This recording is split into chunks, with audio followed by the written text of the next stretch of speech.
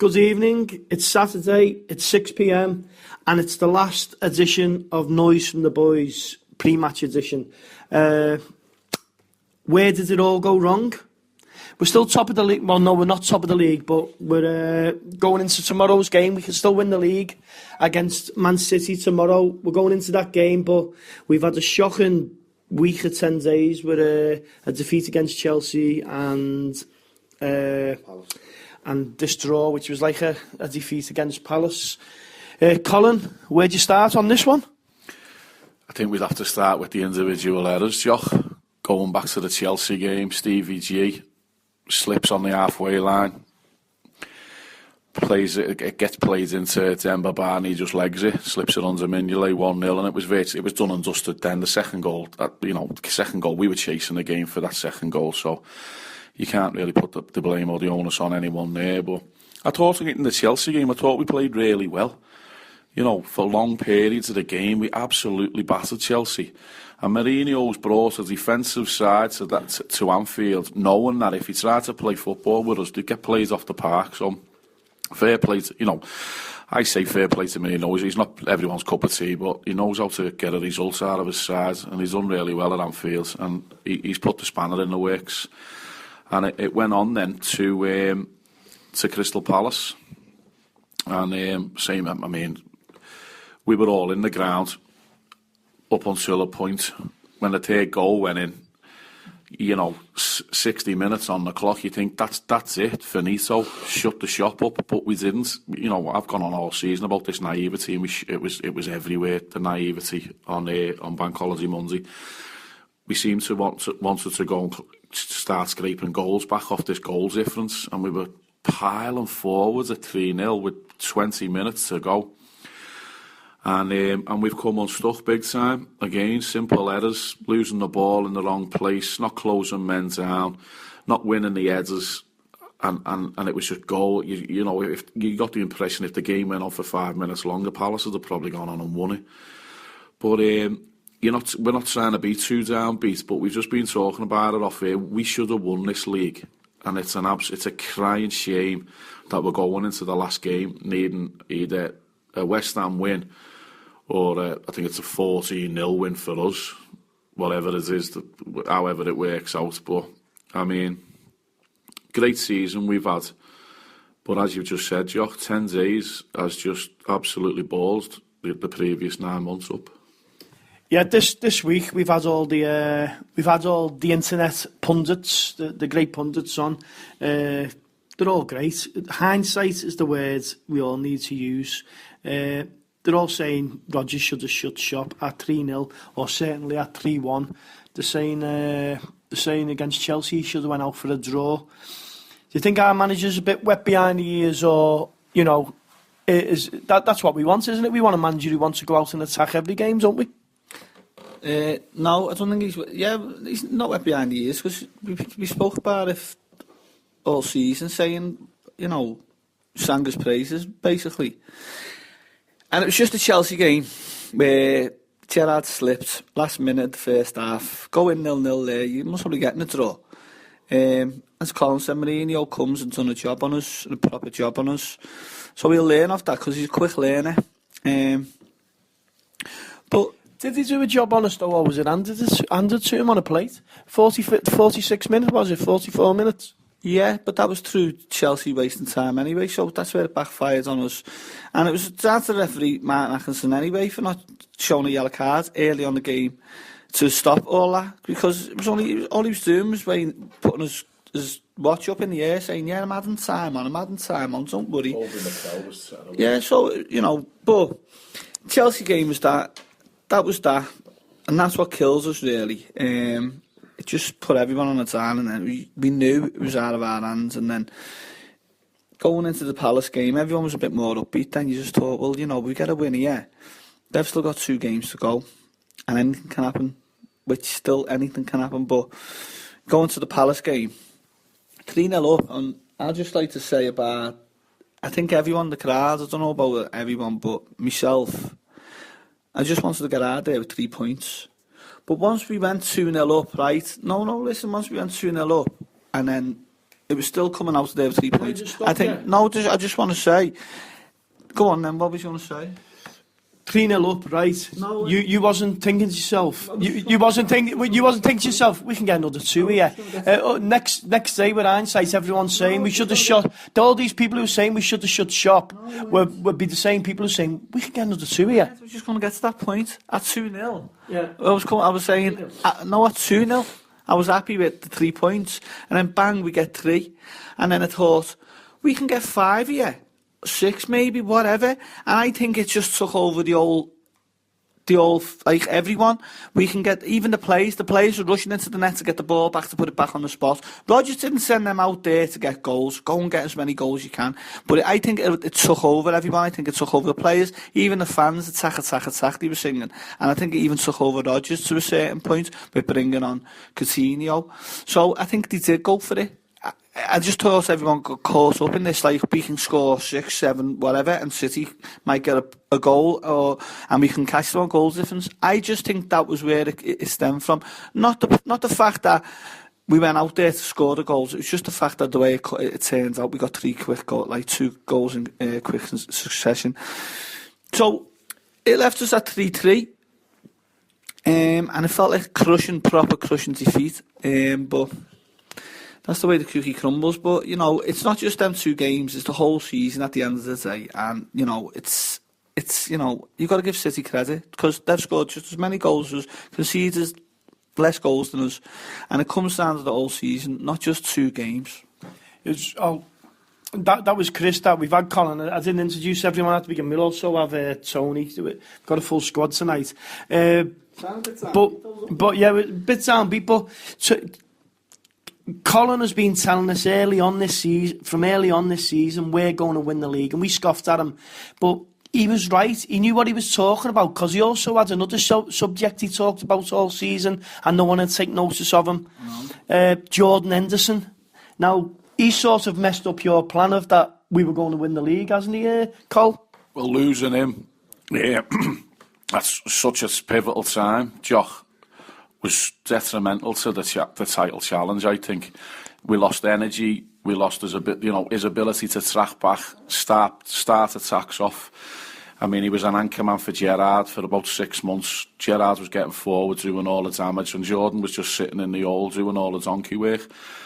And I think everyone's come to realise now that he is an important member of that side, and he will be for a long time, I think, anyway. And he's back tomorrow, hopefully. He'll go straight back into the side after serving that three match ban. But it just shows you that the length he's come in his short career at Anfield. I mean, he was vilified at the beginning, and not through any fault of his own. It was the price tag, I think, and the fact that the circumstances surrounding the transfer. He come with Dan and he come with Carroll, etc. But he had something that you can't buy, art and passion, and he's got that in abundance. You can coach people how to play football if they're clever enough. And you can see that he's getting really good coaching as well, because the player we've got now compared to the player that came, they're 2 different people. So hopefully he'll come back on Sunday, and you'll see a completely different Liverpool, I think, because we are open to getting goals conceded against us. But Jordan Henderson gives the centre half that little bit extra protection, because he's got the energy of 2 men. And, his heart and his soul's all in it as well. So fair play to him, and I'm glad he's back Sunday. Yeah, and with him sitting out these 3 games, I think he'll look at what's happened and think to himself, he knows he's come on leaps and bounds this season. And everyone knows he's come on leaps and bounds, but he'll look at that, sitting on the sidelines and thinking, what I could have done there in them 3 games. And that'll give him another 100% confidence in himself, now believing that he is the player that people realising what he is. And Colin was spot on with him all season. He used to go for him first goal, and he was spot on with him all season. Take me out to him.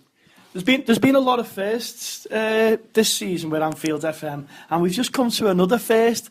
We've gone 10 minutes without Tony Caveney uttering a word. 22. 9 minutes 38 seconds. Felt like the Reds. Tony, thoughts? Felt like the Reds there this week, forgotten. The Chelsea game, because I haven't spoken about that, have I? You haven't spoken about nothing. Oh, yeah. No, but the... You're down, so... Yeah, I remember about the Palace game, because that was your start to take, wasn't it? That's like 9 months of every emotion you've gone through was just summed up there in that last 10 minutes. It just come flooding out. But the Chelsea game, I don't blame Chelsea at all. I mean, that's their prerogative to come and do what they want to do to get what they want. Good luck to them how they go about it. It's up to us to like handle that with what armoury we've got and what like. But for Mourinho then to go out and play Norwich next week and give them down the banks about parking a bus. Like I say, I'm not bothered about what he does. You know what I mean? What he does. You know what I mean? He's the pantomime villain. He was always going to come and play that part. We fell for it. I think he had this mind games, not saying nothing all week. We were all like contemplating, what's he going to do? We knew what he was going to do. We couldn't combat it. Now, you can say, like, after the game, like, we could have played for a draw. That's just bollocks. It's impossible to play for a draw in football. We needed a different way to adapt. When it was early on, you could see what was happening. Do you know what I mean? You knew after 1 minute, that Azapilcueta, whatever his name was blatantly in front of the ref, just like kicking the ball away. And do you know what I mean? So the ref should have stamped that down, and then it might have been a change of game. We might not have got away with all the time wasting. But we should have, we didn't play well on the day, and they frustrated us. But you could see after 20 minutes, something's got to change here. You know what I mean? Go back to 3 at the back. They only had 1 up front. Demba Ba, I thought he tortured us actually. Demba Ba, everything stuck to him, right? But you can see they only had the 1 up front. So go with the 3 at the back and let's push another forward on. Or we had storage there. Let's get another midfielder in if it's not working. But we stuck with the 4 at the back against one fella, and that's what I couldn't make. I was on the half time when they scored. That's when it's changed then, and it did give them the jiggy. We're chasing it, and you could see what was happening second half. They were always going to just sit back and wait for this chance and really let's be having it. I remember Suarez had a shot at Cop, and I don't remember a chance really. Don't remember a chance we had. 2 good saves by I thought Schwarzer had the blinder. Who? Schwarzer. I don't remember a save. He tipped one over the bar. 2 or 3. We just aren't cute enough as a side yet. We're going to grow into all this cuteness. It comes with maturity and being in this situation over and over again. This is our first season of being up here now. It looks like we are going to come second. If we all, put the bread and butter to one side, we are going to come second. But every time that we're up here, it's going to make being there every season easier. Do you know what I mean? So the cuteness that Mourinho brings, and Pellegrini's brought a bit of cuteness as well. We'll know how to do all this ourselves as a team, and the management will be able to do it as well. But as Tony just said there, it's Chelsea's prerogative to come and play. They can play 10 at the back with a goalkeeper. It is down to us to break them down. Yeah, I certainly think we're the top 4 sides for next season. Yeah, but look, it's a learning process, and we're 2 years ahead of schedule, like we're saying. So that Chelsea game, that's in the armoury now. Now he's learned off that. Like last year, it was all about possession, and we weren't attacking as much as we were. It was all like ball retention. This year, he's totally changed it, and he's gone for attack. All right. It's worked. Last year, the possession, it was nice to watch. We keep all of it, but there wasn't really an end product sometimes. So he's changed it. His plan B this year was to attack, so he's attacked with everything. But there was times when you chill out on your attacking, like I say, the Crystal Palace game was a prime example. But Brendan will have to get used to this, because next year in that Champions League there'll be a lot of this going on. So Brendan's clever enough to have learned off that, and I'm glad in a way I don't mean to sound weird, but I'm glad that he got that lesson, because he can take that on board. Because if we'd have beat them 3 or 4-0, what would you have got from it? It'd have been like, yeah, let's roll on. You might have coughed the league, but Brendan's learned a thing now. The players have learned a thing. Look, you're going to be up to that. And it was a nasty lesson they learned. It was a hateful lesson they took on it on the day. You know what I mean? They were really upset about it. But he took it on board. You hope he has. He took it on board, and he's learned a lesson. And then the Palace game as well. That's another lesson that hopefully that's gone on board. Because you've seen them players at the end. They know they're the best team in that league. I've seen thing, last night saying, no, we deserved it because we played the best. They haven't won it yet, but he was saying, we played the best football in the league, that Pellegrini. You haven't. To a man who'll tell you in the league, every fan in that league will tell you, we've lit every ground up we've gone to, we've attacked and played one way. We've changed the way football's been played in England, I think. Looking at Suarez at the end and Sturridge and even Sterling and Gerrard, besides the slip, Gerrard, but after 3-3, you look at Suarez, he had his hands on his head and he's thinking, you can tell what he's thinking. He's thinking, we've done our job. we've done our job all season. He's looking at the defenders thinking, we've done our job. It sounds you to do your job. If our defence had any kind of consistency, what our strike force had, we'd have won the league 3 weeks ago. Well, that could be that's the major part of the rebuild, is the back four, as far as I'm concerned. Going through the side, going to midfield, going through the midfield and the forwards, you need 1 or 2 additions. You're looking at a defence there that needs a complete overhaul. Would you let Lucas go? I would, Jock, yeah. I think I mean, a lot of people remember this. He's been at the club since 2006. You know what I mean? That's 8 years, and he hasn't made... He had 1 good season in that 8 years. And fair play to the fella. He's got himself back fit again to a standard where he'll play in a Premiership. But unfortunately, if we want to win the league, we can't. The likes of Lucas aren't going to be there. It's shown he's shown that he's not a replacement for Henderson, is he?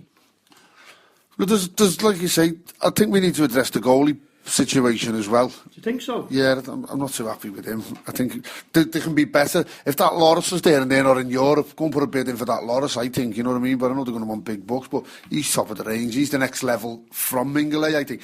And we've seen Grobbelaar was legging Mingele the other week, and I was thinking, what are you on about? He's a bit out of order, but everything he said was true about him, do you know what I mean? I'm not being like overreactive because of these last 2 games. You can say, like, he saved us this, he saved... That's his job to save it. OK, so there's 38 games in a season. You pinpoint more than 1 game where he's cost us points. The only one I can think of, really, is the Man City game, away. It's not just what he's cost us points, it's the things he gives the defenders. He gives doubts to them defenders. They have nightmares of playing with him, you can see it. That they don't trust him. And he is a good goalie, but there's better out there, and that's what I mean. If you want the best, you go and get them, don't you? You need someone else to push on with him, because you've got Brad Jones there, but... He's not. He is good. He's a good shot stopper, and he's not the best on crosses and punching the ball. I just think we do need another keeper in there, and a good. Every team that wins the league, and I've said this before, every team that wins the league has got a world class keeper, not world class, a great keeper. And Joe Hart come back after they dropped some Pellegrini and come back, and he's been brilliant, I thought, Joe Hart. Yeah, look, when I said it a couple of weeks ago, long more than a couple of weeks ago, we've got Reina on our books, bring him back, not to play, to put pressure on that fella, to make him perform better. That's why, he's our player, we play his wages, get him back, and if he doesn't going to come back, if he's not going to be part of it. But you need another top goalkeeper to keep him on his toes, to make him perform. He's in that situation like Reina, where he knows he's getting a game every week now. Him on the bench, Reina, wouldn't it? I think if we all cast our minds back to the reason why he came, it was to get Reina's 90 grand a week off the books. I mean, he could be a victim of his own circumstance. Mignolet, it looks like he could have been a panic buy based on the fact that they wanted to start balancing the books and get certain players off the books and get the wages as well off the books. So I don't know. I'm not in that camp yet. That's decided his fate. I'm still a little bit undecided. Undecided with him. I think he has got talent. But Tony's right, there is fundamental flaws in his game, and you can see it. The defence, it's up in the air, and the defence is shitting themselves, and he's caught in 2 minds, and he very rarely leaves the line, because I think he knows himself, all he is at the moment is a shot stopper. He doesn't command that area. But going on the Chelsea game, I wouldn't blame him, the Crystal Palace game, I wouldn't blame him for anything there, but Sakho's not the answer, I don't think, and there's something going on personally with Agge, because he should have been in right away, and he's our best defender, I think. But Scarlett, but I'd still say Agge was the best defender, and we should acknowledge this as well the other night. But that 12th man they had, now before he come that pull us, before them fans were like that, they would have caved in, and that was a 6-7-0. But they never stopped them fans and give them players the belief, and we should know that, because we recognise that. And you've got to take your ass off to them. They never stopped. They never give up on that team, and they were getting annihilated. I blame us for fighting about decision making by Sterling, and some of that on the box was disgraceful. There was goals galore in it for us there, and you could see that the players knew that as well, because the players weren't like. Every attack we were looking like we were going to score, but some of the decision making and the final balls were just terrible in the end in the box, and we were missing. There was idle shots. There was flying over. Coutinho come on, had one, and then, but it showed you on the telly. I didn't see it. I haven't seen the match. I just seen a little thing. And there was 8 of us in the box, just before they scored, and all right, it's a good thing, but come on, at the end of the day, it's not 2 games into the league, it's 2 games from the end of the league, and like, it is, let's have a little notice about what we're doing. That's not coming from the board, the management. Players themselves should know this. Like, Gerrard should be disciplined enough to say, yeah, let's just sit here, let's just stay. That Glenn Johnson, I don't know what he was doing, God. He got carried away with it. Yeah, he did. He did, so careful. I think they personally went, I don't think Brendan's like said, go and attack this. I think they've just said, fuck it, and do our own thing. Yeah. Okay, you're all having a good moan. Let's rewind to December. Let's rewind to December. I'm guaranteeing you second in the league. I'm guaranteeing you second in the league. How are you going to feel? You just said yourself, hindsight's a lovely thing, innit? But look, So's Google. yeah, so we're not moaning. I'm upset about what's gone on. You're upset about where we finished or where we probably will finish? Yeah, we should have won that league. Jock, ends of. We fucked up for that league. With no one else, not Chelsea. Man City haven't come and won that league. We've given them it. We fucked up ourselves. That was our league, I'm convinced of it. We're the best team in that league. We should have won it. But I'm taking that, like, next season, from what I've seen this season, I know next season, and if we strengthen them in the right positions and move on from where we are this season, we'll piss that league next year. And we've got to be in the top 2 or 3 who are contenders for the league. You're saying we can piss it, but do you think Stevie can bounce back from this?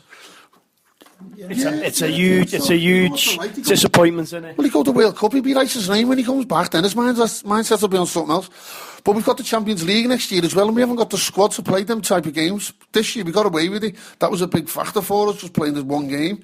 Alright, we had the 2 with the Cup now and again, but... United fans are all coming out, they're looking at us, and United fans think they're going to piss the league next year because they're not in Europe, you know what I mean? I think we've gone against the grain. Their problems are deep-seated. I think deep-rooted some of their problems, you know what I mean? They take more than a couple of new signings and to blood into their team, do you know what I mean, to get them going. They're going to take 2 or 3 years before they even think about getting back to where they were. I mean, there's a question for anyone out there, and you can get in touch with us on Twitter or social media. If a club exists, what club has ever won the league or nearly won it like us, took it to the last day, and they haven't been playing in Europe, either in the Europa League or the Champions League? Would you think a club exists? So we've gone right against the grain this season, you know what I mean? That's where this league stemmed from, because we got off to a flyer as well. And going back to Gerrard there, what you said, will he be up for it, and will he have the eye for it next year? It just depends on how you start off again. We started off with 3 wins on the bounce, and that always sets you up for a good start of the season. The Mignolet save with the penalty and that just gives us a little kick up the arse down. The 3 games on the bounce, 9 points out of 9, and it just stemmed from there. And then I think the players broke confidence from that. And if that the same thing happens next year, they know how to handle a title running now. So, they'll have it in the mind that we are, like, we've done it this last year, we can do it again. So it's in the mind, they've got the mindset of we can withstand a title challenge. So they know now that they can go there and do it, whereas sometimes being half-hearted, you fall apart in about March, you know what I mean, and then it just goes up in smoke. But next year they'll know that they're in for a chance, if they're still up there. Right, look, no trophies being handed out as far as I'm concerned, sitting here now. So we're on about, is Gerrard going to get over this? Who says we're not going to win it on Sunday at the end of the day? Do you know what I mean? I haven't seen Man City collect a trophy yet, but I know we're doom and gloom. We're doom and gloom about the last 2 games. You know what I mean? Come tomorrow afternoon, 5 o'clock, we could be over the fucking moon. We're going to go. We're not doing Wanker of the Week this week because we're just pissed off. But that's usually a fun side what we do. But before we go into the Newcastle preview, it's my bullet point saying Newcastle preview, but you can't really preview this game on Sunday. It's another game down the road, what we sort of got our eye on. But let's go back over the last 20-25 years of the last day of the season and stuff. What's happened? West Ham United.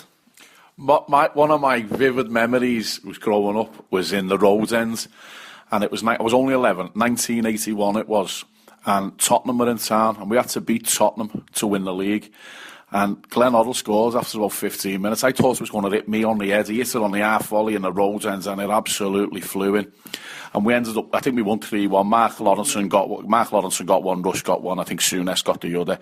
But that I can't remember, to be honest with you at all. But that's one of the most vivid memories I've got. And that was an end of the season game as well. Do you know what I mean?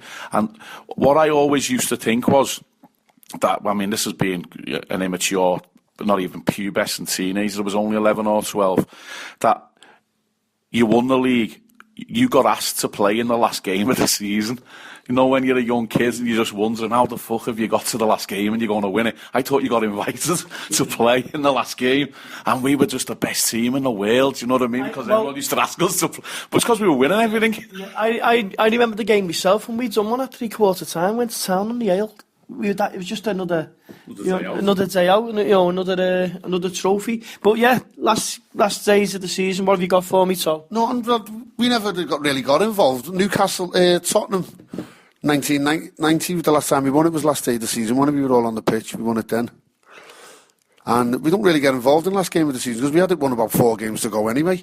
Yeah, but we got involved against Blackburn, didn't we? Yeah. Well, we done our side of things, and there was a few dickheads walking around with fucking Blackburn kits on and that. Yeah, we're talking about twist because let's face it, 4 of us around the table, we're praying for the twist. Yeah.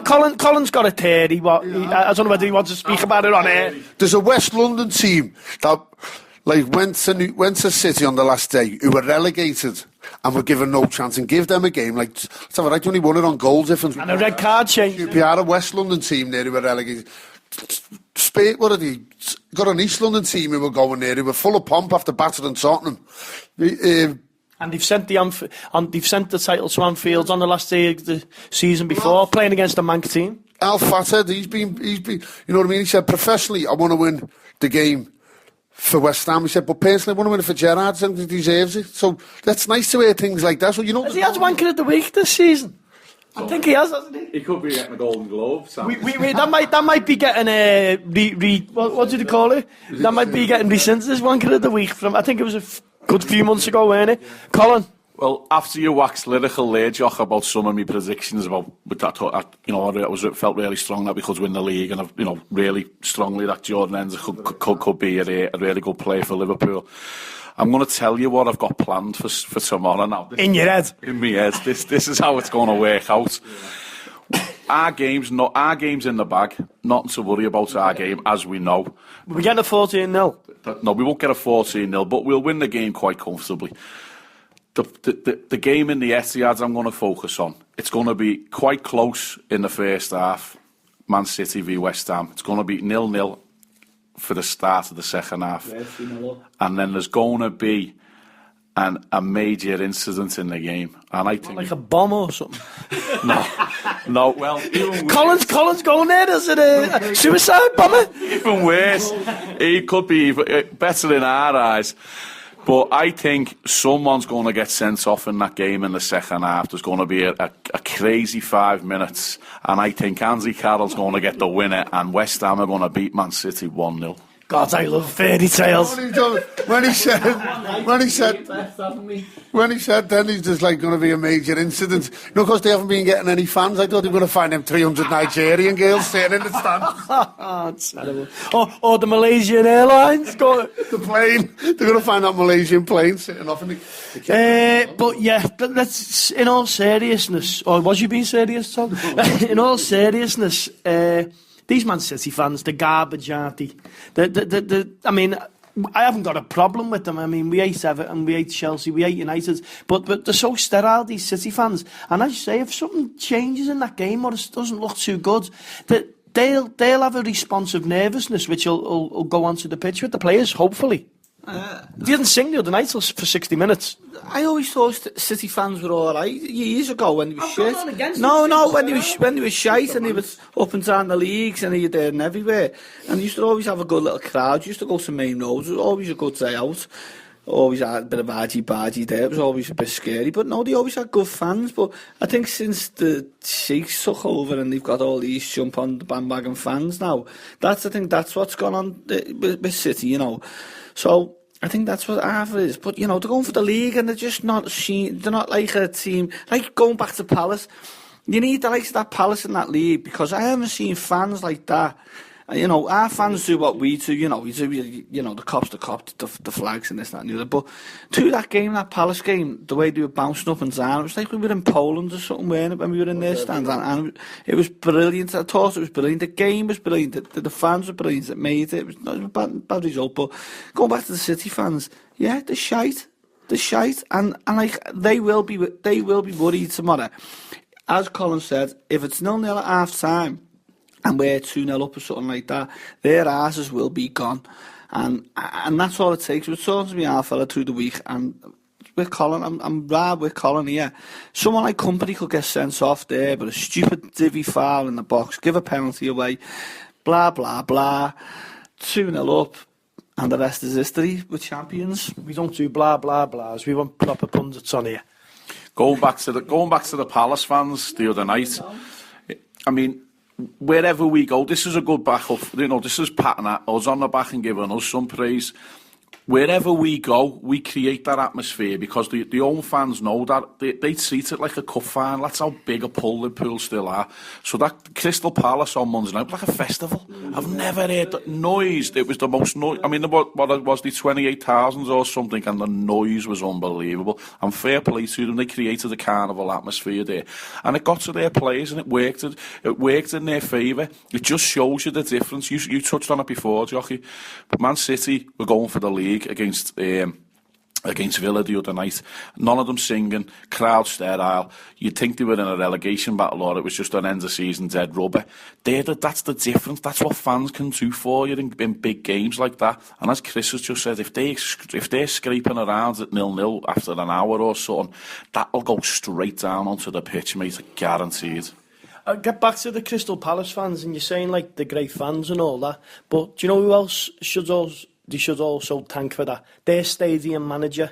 Because you couldn't do that at Anfield. Why are you trying to do that at Anfield? Now, at Anfield, they'll be saying, oh, no, it's Premiership regulations. You've got to sit in that seat. So why aren't they transferring that over to why aren't the Crystal Palace fans getting threatened with loss of the season ticket every week? It's double standards, which don't get me wrong, it's great to see them Palace fans like that, but that should be transferred right round the Prem. That should be transferred. But there's people getting banning orders for what them Crystal Palace fans are doing. Well, standing on seats and singing and waving flags and blocking people's views, you know what I mean?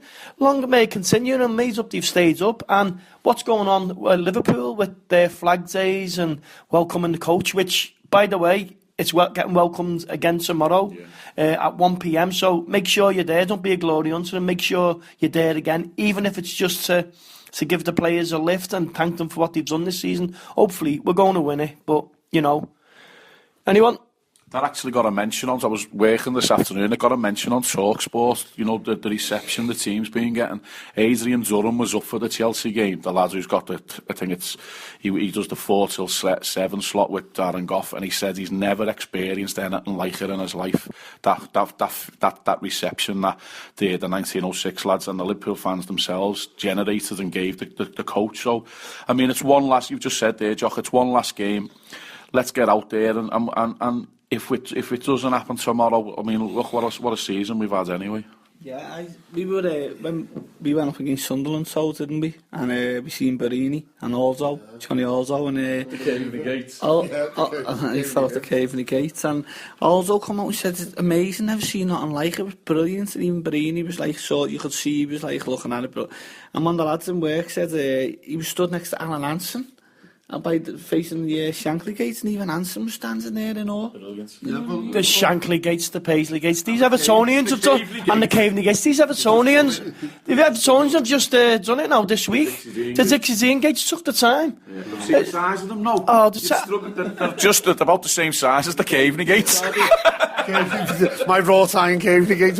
No, look, it's all right getting there for this 1906, the coach, the greeting of the team coming in. It's all right getting there when we're winning. Now nobody needs us when the fans are down. This is when we should be getting there and giving them a little bevy and seeing that we're still with them and we're still believing in them. Do you know what I mean? It's all right getting there because the 90% of the people there fucked off after the game went home.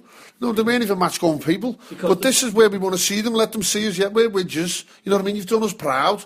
Get in there, go and put them. Don't let Newcastle get out of Anfield alive, make it fucking 10-0, and then we've done our half, and then let's see what West Ham can pull out the bag. Bang on. So because the players are going to look at it, and because they think, oh, we're just driving up, they're not there now, you know what I mean? They've left us now, you know what I mean? They fucked us off. So that's when they'll think, you look at that. This Like when you split up with your birds and you're going home to an empty house. You know what I mean? Well, what have I done? You know what I mean? I thought I was in the right. There'll be two different videos of Coutinho. There'll be the one from the other week where they're over, and then he'll have one on Sunday where everyone's just like snarling at him and that. No one's dancing, no one's just going, you dickhead. You know what I mean? What's happening? There'll be banners with not with like make us dream, but banners with like what's the point of Lucas? Colin, Rodgers and Pellegrini, you've got something to say. Just before we move on, Jock, I'd just like to highlight, it's been the Rodgers and Pellegrini show for the past 2 or 3 weeks, and the way they've conducted themselves with the media. I mean, it's been absolutely brilliant. 2 gentlemen and 2 scholars of the game. Whereas if you take one of them out maybe and swap them with a Mourinho, you know for a fact that they've been absolute murder. They've been back page headlines every day of the week. Mourinho and Pellegrini, or Mourinho and Rodgers, or if Wenger had been stuck in there, he likes a fucking moan and all. And the other Scotch, the whiskey gob as well. So, I mean, fair play to the 2 of them. It just shows you the type of people they are, the humble men, these 2, Rodgers and Pellegrini. And if we aren't lucky enough to win the league tomorrow, well, I'm made up at City, to be honest with you. Out of all the sides that we could have lost it to, City play lovely football, they score goals, and they've got a manager there who's a gentleman and he's humble. Yeah. Not good for modern football though, really, is it? Buying the league. No, what's not on my bullet points is this FFP, is it called? Financial fair play. They got a £50 million fine this week, which they can take 3 years to pay back. Yeah. It's like if I got a parking ticket. It's like me getting a parking ticket and taking 3 years to pay it back. It's a penalty for their financial bad play, right? And they've got a bottomless pot of money, and they give them a financial penalty. Why couldn't they just take a point off them? Yeah, it's you can't say it's UEFA, Jock. The only thing they could get penalised in would be a European competition. But going back to your first comments about they being back 550 million for financial irregularities in the FFP, in the arena of FFP. You're never ever going to win against that. There's no way on earth you're going to ever win against FFP. That's why the Yanks have decided to go down the route that they're going down. Our Yanks I'm talking about now, Henry and Werner. They can't compete with Man City and Chelsea and Paris Saint-Germain and Monaco and Bayern Munich and Barcelona. We can't compete. If you do go in against them head-to-head, there's a chance that you won't have a football club in 5 or 10 years. So let them teams do what they need to do. Get fined by the Financial Irregularities Commission. We can't go down there. It's not going to affect us. Well, Wenger had a point there, and by right, the sanctions they can put against you, the penalties, one of them was taken out of European football next season, and he's right. Yeah. He was saying, what's the use of having these sanctions and these penalties if you're not going to impose them on these teams who are guilty? And he said, it's the same faces all the time who are guilty of it. It's Paris Saint-Germain. It's Man City, it's Chelsea at it. It's the same teams that are at it all the time. So, and like, he wasn't having a pop, he wasn't being honest. It's only a game to go from the league. So he wasn't after no major, advantage in the league, deducting points. He's like, what he's saying, if you don't start with the first fella, the first, club that are at it, if you don't hit them with the most severe sanctions, they'll carry on doing it. They will carry on doing it. There's no two ways about it. Well, let's go down the other end of the league. Leeds overspend, or Leeds go beyond, spend what isn't theirs, and Rangers they get deducted points throughout the league, don't they? But, going back to Blackburn, you just said then it's buying the league. Going back to Blackburn, can you tell me a team that haven't spent money to win the league? That haven't, you know what I mean? That's not modern football. That's been going on 20 years. That throwing money at it. Look, who's spent more money than us at it after Chelsea in that league in that last 20 years? The Prem. There's only us after Chelsea who've spent more money on it. We've never won nothing. So now we're going down this route of not spending the money. We seem to be getting somewhere. Yeah, we're the second after Chelsea. It's us. We've spent and we haven't won the league. Yeah, but only because City have been spending only the last 4 years, say, yeah. See, if we all allegedly say that UEFA are corrupt, allegedly, well, and we know that they are to a certain extent, UEFA are corrupt. I mean, you're going on about this financial fair play and it should be rolled out across the board and clubs should be penalised. There's no chance it's ever going to be. There is not a cat and else chance a club will be kicked out of Europe because of it. Because Michel Platini, who's up there running UEFA, his son is actually on the board of Paris Saint-Germain, so there's no way they're going to end up getting their asses kicked. And UEFA are in it's a two-way thing, but the clubs and UEFA are in each other's pockets. Because if there is ever a breakaway Super League, there is no way that the TV are going to be interested if the UEFA are actually going to be kicking all the grade A clubs out of Europe. The TV companies will pull us all out and it'll all fall flat on its ass. It's a golden egg, innit? It's the same as the Premier League. It's a golden egg. The Premier League are never going to, this thing that we're on about, that they've brought out here, this Greg Dyke thing, where they think, it's the haves and the have-nots. Now, the Prem are just milking money. Now, the Prem and the FA are doing their things. So what about the Football League? Do you know what I mean? They haven't got a say in it. Them teams are like... It is, yeah. So it's the haves and the have-nots. The Premier League have and the Football League haven't. So this Greg Dyke, what he's bringing out, they're not asked that Premier League, because that is a cash cow, so they're just going to keep doing what they do. No one's going to say a word to them about anything. Okay, so you've spit your zummy out there, so we all have them, you know. But again, we're still on the Newcastle preview, which we're not going to do. But there's a few people have got to. There's a few bits and pieces we've got to mention this week as well. First of all, at the end of season dues, it's our last game tomorrow. The end of season dues, Boss Mag are having an end of season do, and that is in the. I forget what it's called now, but it's the old Pickett on Jamaica Street. It's been given another name now. No, it's not called the new Pickett. It's called the Pickett, but it's just changed the name the last couple of weeks. So the boss lads who support Anfield FM, they're having their end of season do there, Boss Mag, and also the SOS are having their end of season do in the Circo. That starts at 8 o'clock till late, and that's £5 a ticket. I'm not quite sure how much the Boss Mag do is, but they're not too far away from each other, and the two good sets of lads, and you can make your way between the Circo's in the Albert Dock, and Jamaica Street's just over the road, so you can make it between the two. You can make it between the two evenings. Yeah, it's a fundraiser for what so. I don't know what the fundraising's for, but like he wanted to let it be known it's a fundraising event as well, so bring your exes with you. They haven't got music on the ship because Mono thought we were going to win the league. Well, we still might win the league, so the people who are in there will be singing the songs. But if not, Mono will get up and do a bit of Pericomo or whatever he does, you know what I mean? To say the truth, if we win the league, I don't even think Mono will be going there. So there it is. It's if we do win the league, forget everything I've just said for the last 2.5 minutes, and just go out and enjoy yourself and climb as many lampposts up Walton Breck Road. So there we go. Also, we done the live show we done on the way to Crystal Palace the other night. I was supposed to give Tomo a mention. It was his birthday. He was 45 years of age that night. Sorry he didn't have a good birthday, but his belated best wishes for Tomo. Tony? Yeah, I just want to speak about a lad. He's a good red as well, Danny Miller. He works for Clatterbridge. He's a radiographer in Clatterbridge, a very good one as well. Anyway, what happened was, before the Manchester City game a few weeks ago now, he never had a ticket to get in, so he had the idea of like flogging himself really. He put a sign on Twitter with, I will raise £10,000 for charity for Clatterbridge if you give me a ticket. So within minutes, a ticket was donated to him. And true to his word, he's got to stick to it now. His thing was, but the kid's doing all right, actually. He's done a mile. He's done this crazy mile up Movammer or something, which had to be done. He started that, but his funding's gone all right. He's done a few half marathons. He's a good kid. He's done a few half marathons. He's never done nothing as serious, but he's got a marathon. Well, he's done it today. He's done the marathon today. So what it is he's got a Just Giving page. Help him out. He's a red. If you can go on Twitter and have a look at it, he's got his own Twitter page, and his Just Giving account is justgiving.com/Danny-Blair. That's justgiving.com/Danny-Blair. Go and have a look on his Twitter page of what he's up to, because it's a great idea what he's done. And he's planning on raising £10,000. I think he's up to like £3,000 or £4,000 now as we speak.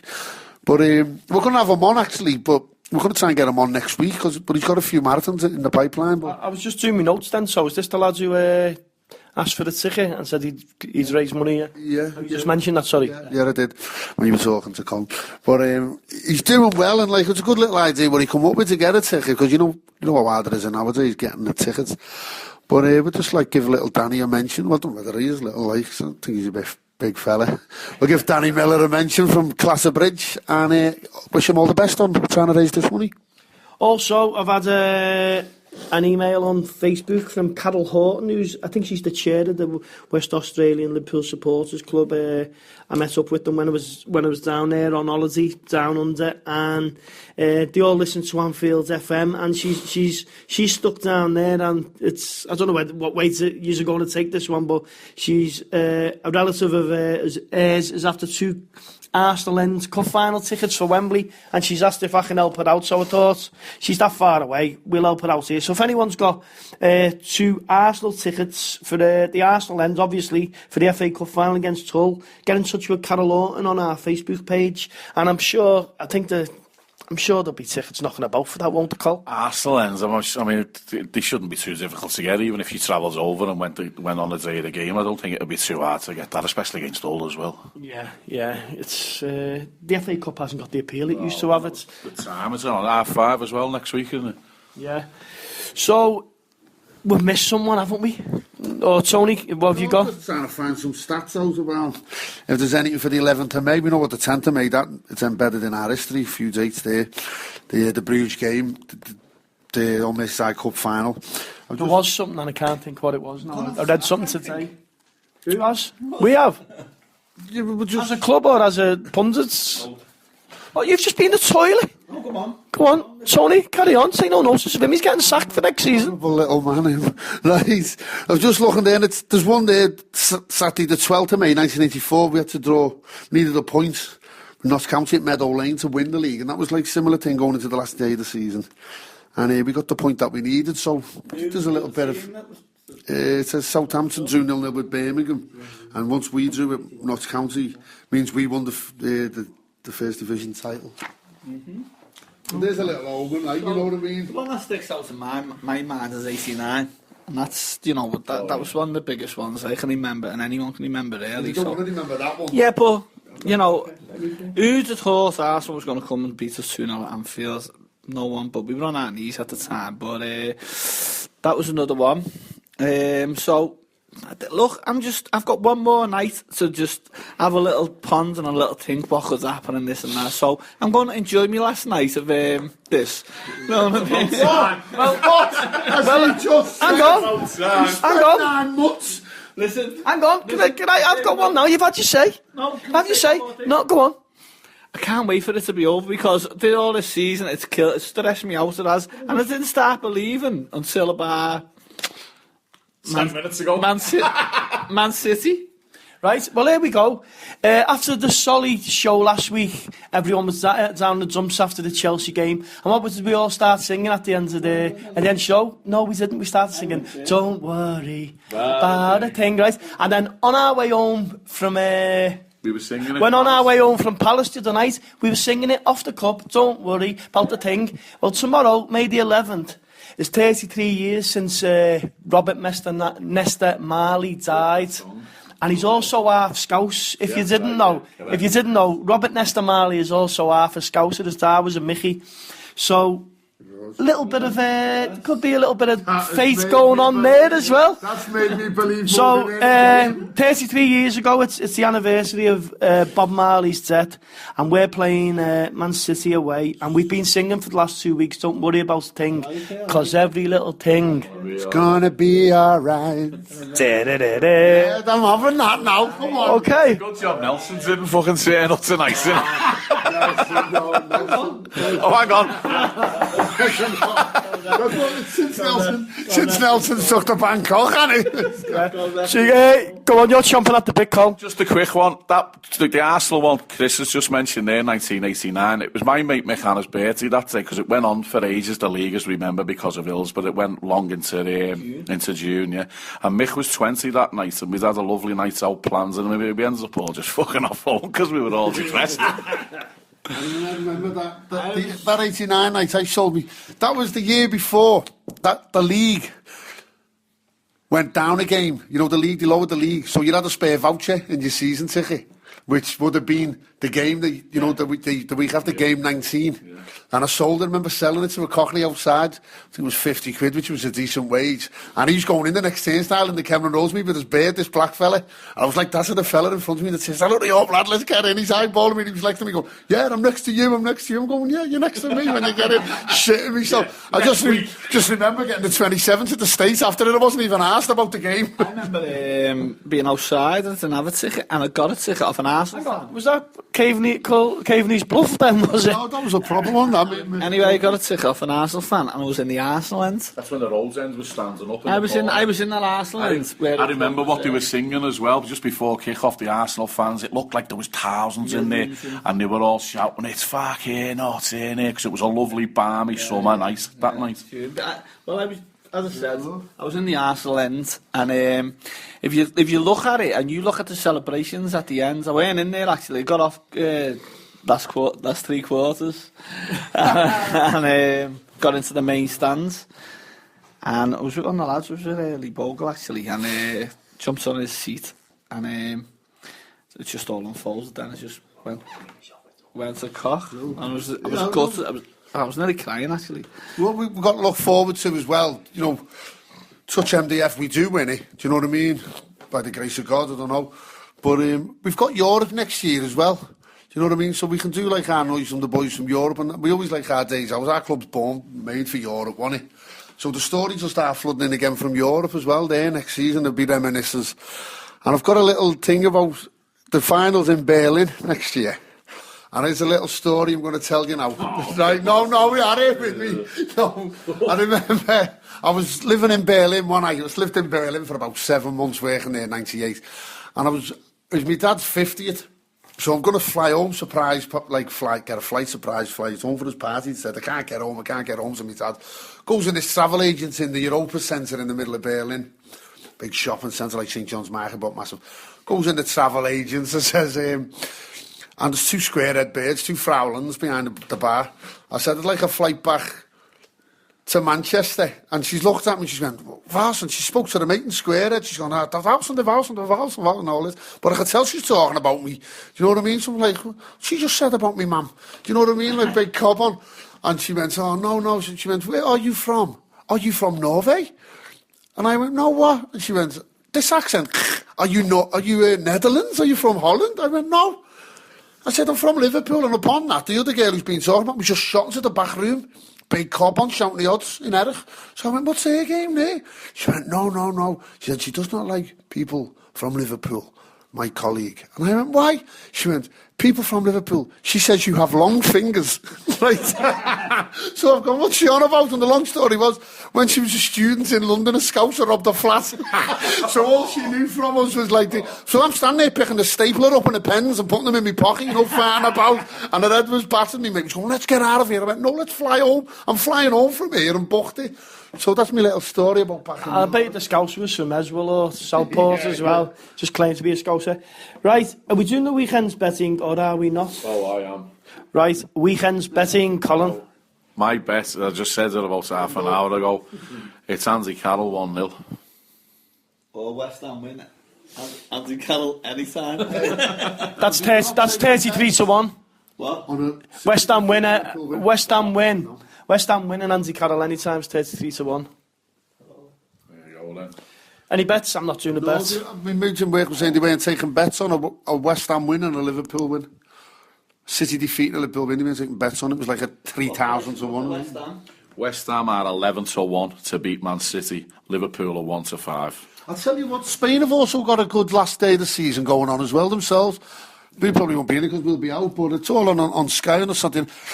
Barcelona are at home to Atletico Madrid. One of them two can win it. And Madrid are at home against Valencia, I think it is. I might be mistaken. And they can win it. They can all win it between the three of them. There's a point between them or something. Looking down the leagues, I think it's a certain Man U are going to get beat off Southampton, at Southampton.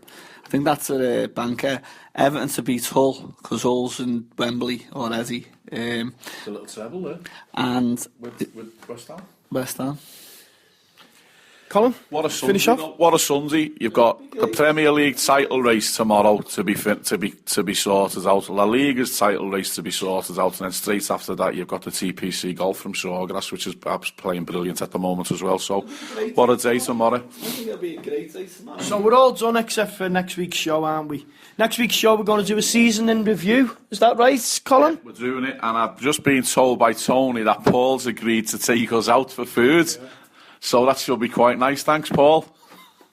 So anyone else? I'm going to have the last word tonight. Anyone else before we go? No? What? Concerning what? Just do anything? No, sorry, no. We didn't. Okay. I'd just like to apologise for no wanker of the week. Yeah. I finally believe we're going to win the league.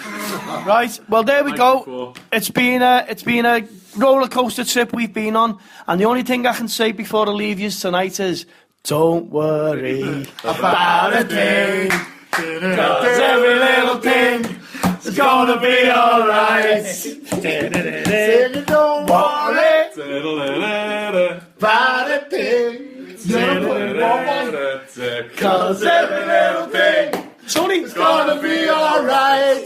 Woke up this morning, Smiled with the rising sun. 3 little birds is by my doorstep, singing sweet songs of melodies pure and true.